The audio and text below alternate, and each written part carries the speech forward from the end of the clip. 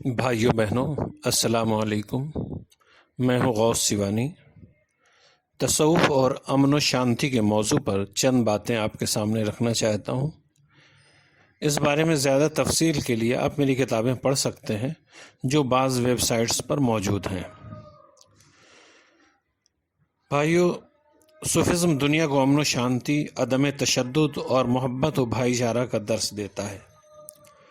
صوفیہ نے پوری دنیا کو محبت کا پیغام دیا۔ ان کا اخوت و محبت کا پیغام آج بھی بامعنی ہے جو دلوں کو جوڑنے کا کام کر سکتا ہے۔ تصوف کی سب سے بنیادی تعلیم ہے انسان اپنے خالق و مالک سے ایسا روحانی رشتہ جوڑے کہ اسے اپنے دل کے آئینے میں ساری دنیا کا عکس نظر آنے لگے۔ اس طرح دل سے دل کے تار جڑتے چلے جائیں گے اور کوئی بھی اس کے لیے غیر نہیں رہ جائے گا۔ پوتھی پڑھ پڑھ جگ موا پنڈت بھیا نہ کوئی، ڈھائی آخر پریم کے پڑھے سو پنڈت ہوئے۔ دوستو، تصوف کہتا ہے کہ خدا ایک ہے، اس کی نظر میں اس کے سارے بندے ایک ہیں۔ اللہ سے محبت ہی انسانی زندگی کا مقصد ہے۔ محبت ہی زندگی کی سب سے بڑی سچائی ہے۔ جو انسان اس محبت کو پا لیتا ہے اسے کسی اور چیز کی ضرورت نہیں رہ جاتی۔ صوفیہ نے اپنے پرائے کے دائرے سے باہر نکل کر پوری دنیا کی بھلائی کے لیے انسانیت اور آدمیت پر زور دیا، کیونکہ انسان تمام کے تمام ایک آدم کی اولاد ہیں۔ اس لحاظ سے سب آپس میں بھائی بھائی ہیں۔ ان کے بیچ برادرانہ رشتہ ہونا چاہیے، خواہ کسی کا مذہب کچھ ہو۔ اسی طرح نیشنلٹی، رنگ و نسل کا فرق کوئی معنی نہیں رکھتا۔ صوفیوں نے ہر تفریق سے اوپر اٹھ کر انسان کے دلوں کو جوڑنے کا کام کیا۔ بھائیوں، صوفیوں نے پیغام دیا کہ خدا کو پانے کے لیے جوگی بننا ضروری نہیں ہے۔ گھر گرہستی میں رہ کر بھی خدا سے رشتہ جوڑا جا سکتا ہے۔ بیوی بچوں سے محبت ہے تو خدا سے بھی محبت ہو سکتی ہے۔ پوری دنیا کو اپنا خاندان سمجھنے والے صوفیوں نے محبت کی ایسی مشعل روشن کی جس کی روشنی میں آج بھی پوری دنیا اپنا راستہ صاف صاف دیکھ سکتی ہے۔ محبت دو دلوں میں فاصلہ رہنے نہیں دیتی، میں تم سے دور رہ کر بھی تمہیں نزدیک پاتا ہوں۔ دوستو، عہد بنو امیہ اور عباسیہ میں جب علوم تفسیر، حدیث اور فقہ کی تدوین ہو رہی تھی، اسی زمانے میں تصوف نے بھی ایک الگ شعبے کے طور پر شناخت بنائی، اور اسی دور میں یہ عالم اسلام کے نصاب تعلیم کا سب سے اہم حصہ بن گیا۔ تصوف نے اسلامی معاشرے کے شہری اور دیہی علاقوں میں اپنی جڑیں جما لیں اور بڑے پیمانے پر سماجی، سیاسی اور ثقافتی اثر ڈالا۔ اس نے مذہب کے نام پر جاری ہر قسم کی منافرت کے خلاف آواز اٹھائی۔ عہد وسطیٰ، جس میں سیاسی پاگل پن پوری شدت سے موجود تھا، شہنشاہوں کی سربراہی میں دہشت گردی عام تھی، اس زمانے میں صوفیہ نے لوگوں کو اخلاقیات کا سبق پڑھایا اور دنیا میں امن و ہم آہنگی کے قیام میں بڑا کارنامہ انجام دیا۔ تصوف کا سب سے اہم کردار یہ ہے کہ اس نے سینٹرل ایشیا سے بر صغیر ہند و پاک تک سماج کو جوڑنے کا کام کیا۔ آج ایک بار پھر دنیا اس کی ضرورت محسوس کر رہی ہے اور ایک بار پھر تصوف کی جانب رخ کر رہی ہے۔ آج عالمی سطح پر اس کا چرچا ہے کیونکہ تصوف ہمیں باہمی محبت اور امن کا پیغام دیتا ہے۔ آج دوستی اور خیر سگالی کا یہ پیغام دنیا کے ہر کونے میں پہنچانے کی ضرورت ہے۔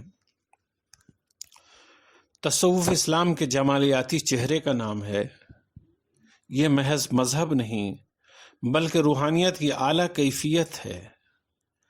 تصوف ایک انسان کو دوسرے انسان سے ملانے والی اہم طاقت ہے۔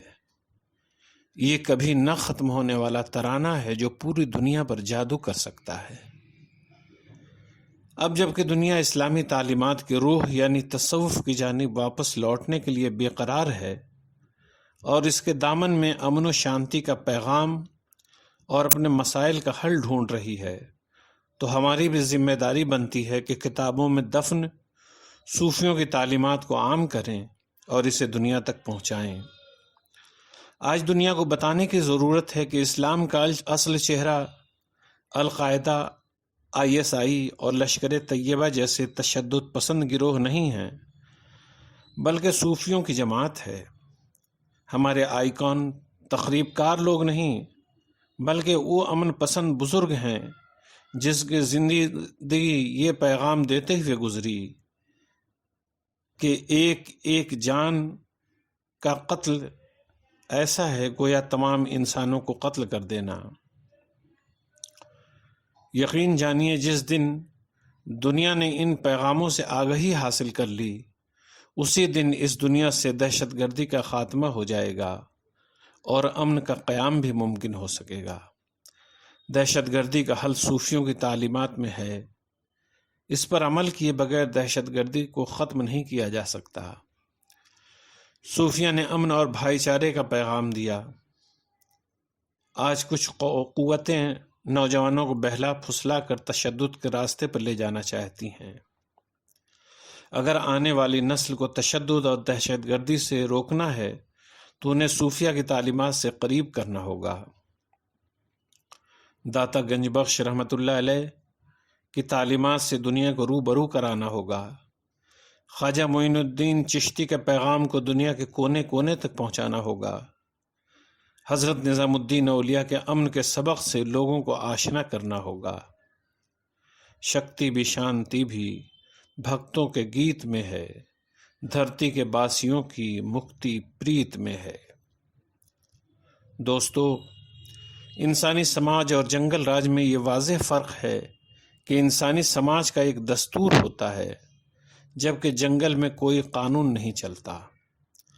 ہر طاقتور جانور کمزور جانور کو کھا جاتا ہے، مگر انسانی معاشرہ میں ایسا نہیں چل سکتا۔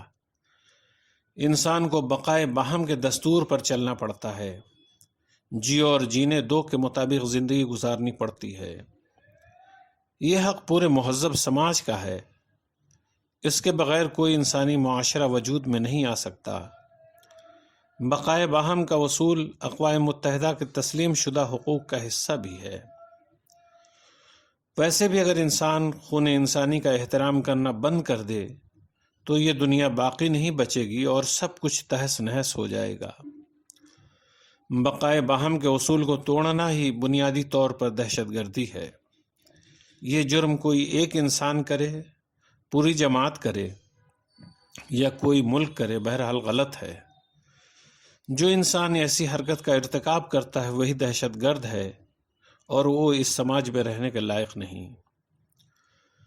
ملکی قوانین انسان کو دہشت گردی سے روکنے کا کام کرتے ہیں اور قانون کے خوف سے لوگ جرائم سے رک جاتے ہیں، مگر صوفیہ کی تعلیمات میں دہشت گردی اور تشدد سے بچاؤ کا ایک مختلف راستہ اپنایا جاتا ہے۔ وہ انسان کو انسان کا احترام کرنا سکھاتی ہے۔ تصوف بتاتا ہے کہ اللہ ہر وقت ہر جگہ انسان کی نگرانی کر رہا ہے، اس لیے اسے کبھی بھی قدرت کے قانون کے خلاف نہیں جانا چاہیے۔ اللہ انسان کے دلوں کے بھید سے بھی واقف ہے، لہذا دل کے اندر بھی ایسا خیال نہ لایا جائے۔ تصوف انسان کی ایسی تربیت کرتا ہے کہ وہ اس قسم کے ظالمانہ کاموں کی طرف مائل ہی نہ ہو۔